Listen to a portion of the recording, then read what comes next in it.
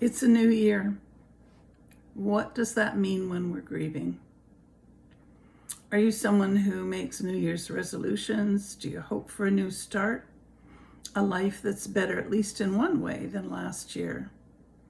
January 1 often marks a time when we're about starting fresh, putting the errors of last year behind us. But when we're grieving a significant loss in our life, we struggle with what that loss means for us now and in the future. The loss might be the death of someone close to us, a job loss, a financial setback, a breakup in a romantic partnership, a change in health or bodily integrity, personal violence, retirement, old age, or a host of other circumstances. The key is that a significant loss is how we interpret it, how we understand it. What's a loss for me may not be for you. Resolutions can be the farthest thing from our mind when we're grieving, or it may be the very impetus to put us out of our sadness and worries.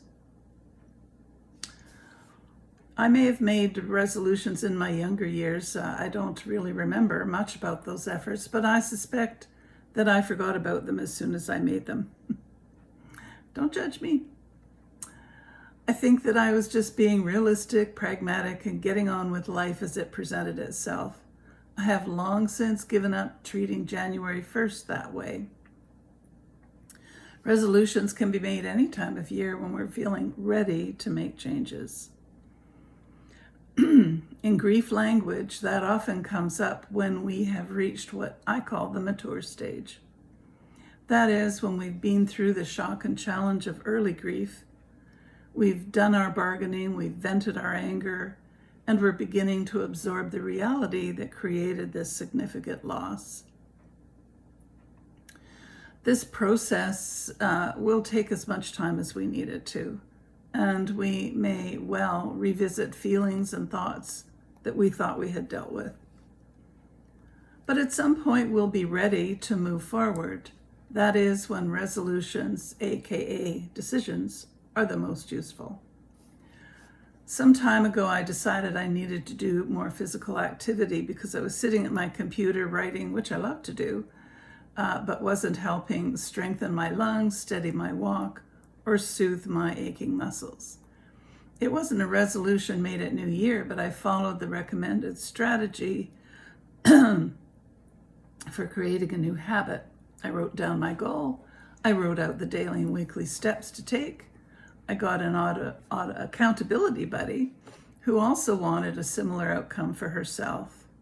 I posted the objectives and steps on the fridge.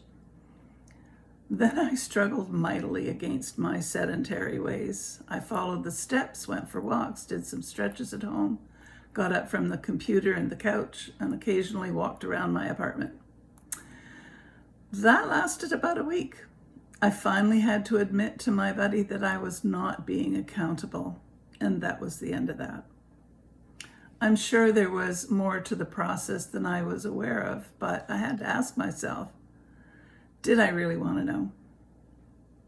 Did I really want the change for which I was hoping, or was I really struggling only against the habits of a lifetime and the fatigue that I was still experiencing from a sequence of life experiences?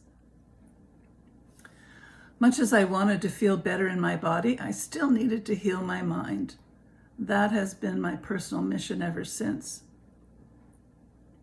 I sought counseling, took training in healing trauma, and became a certified grief educator and coach.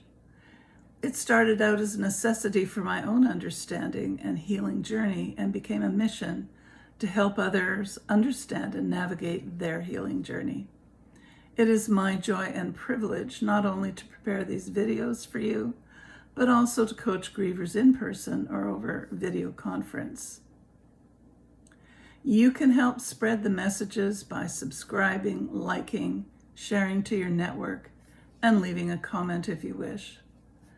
And if you want a conversation with me and more in-depth coaching through your grief journey, I'm here to help.